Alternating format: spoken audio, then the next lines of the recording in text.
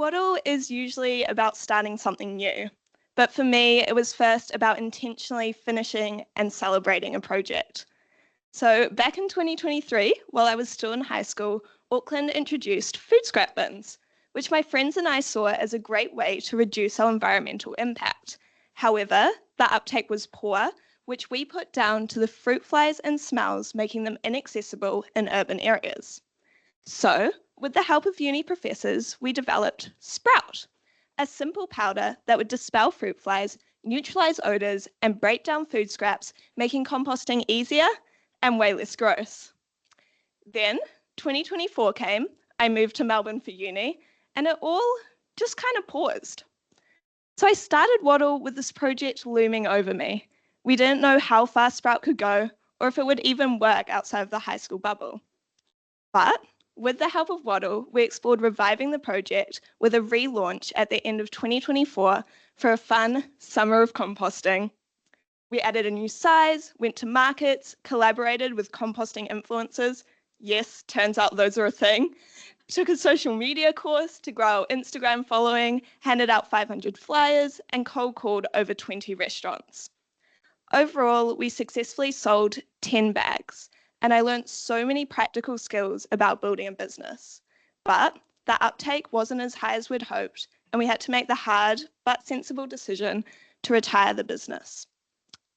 I think reflecting on that really openly together and even celebrating with a little afternoon tea was important in honouring the journey we'd been on, but also allowing everyone to move on.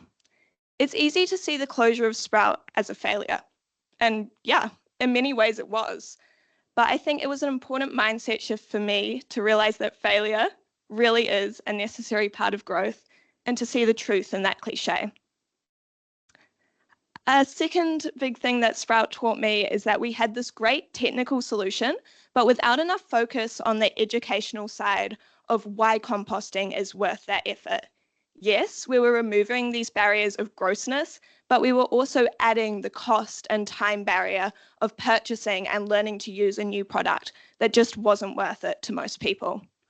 I have no idea what the correct solution is, but I think it's taught me the importance of combining both technical and educational parts into our sustainability initiatives.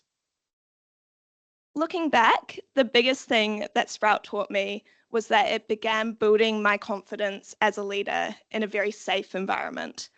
I've always seen myself as more of the doer than the leadery leader, and I'm slowly trying to challenge those preconceptions of what a leader has to be, realizing that you don't have to be the loudest or even the most knowledgeable to bring people together and take action on something you're passionate about. So, moving back to Melbourne this year, I was excited to build on this leadership journey within this environmental committee of my student accommodation. So far, this has included running a fun Earth Hour event with propagation making and a solar-powered movie, thanks to my fellow Jacinta's amazing solar panels, to get everyone in our community engaged in sustainability. We also ran a food waste audit and proposed a new composting solution, which thanks to a grant from the City of Melbourne, we'll be implementing over the next couple of months. Building on my learnings from Sprout, I've tried to focus on bringing both technical solutions like new tumble composters we'll be getting, as well as educational initiatives like comparing the college's carbon footprint to the number of car rides to Sydney or trips to the moon, as Tobias pointed out.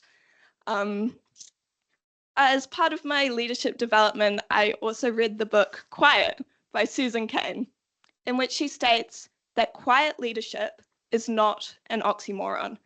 While our culture values this extrovert ideal, introverts can be powerful leaders too. Wattle takes this diverse group of people and gives them somewhere to be brave. For me, this was beginning to see myself as a leader, and I'm still definitely working on that, trying to do less but collaborate more, bringing everyone along on the journey over imposing my own technical solution. But you don't need a program like Wattle or the biggest title to lead. So I'd like to challenge everyone here, no matter how young, inexperienced, or introverted you are, to think about how you can lead for positive change. Because failure is good. and it's the passion and love of what you do that's essential.